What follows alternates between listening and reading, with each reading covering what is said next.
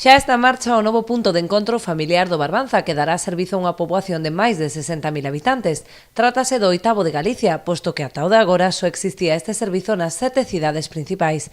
Co de Ribeira, a Xunta inicia o camiño para descentralizar este recurso, estendendo ás cabeceiras de comarca. Nos vindeiros meses vamos a continuar estendendo esta rede de puntos de encontro familiar a outras comarcas de Galicia e nestos mesmos momentos estamos avaliando esas necesidades que hai nas distintas comarcas cun obxectivo moi claro: atender á familia, atender aos máis pequenos e evitar que tantas familias de Galicia se teñan que desplazar xa kilómetros e kilómetros de distancia para acudir a un recurso deste tipo de protección á familia e aos máis pequenos. Que este servicio é o primeiro que se descentraliza das grandes cidades, o cual significa que moitas familias de aquí da nosa comarca non teñen que desplazarse a Santiago. Nestas instalacións emprazadas no lugar de Fontán, as familias disporán de espazos seguros para realizar a entrega de menores ou as visitas establecidas por lei nun proceso de separación.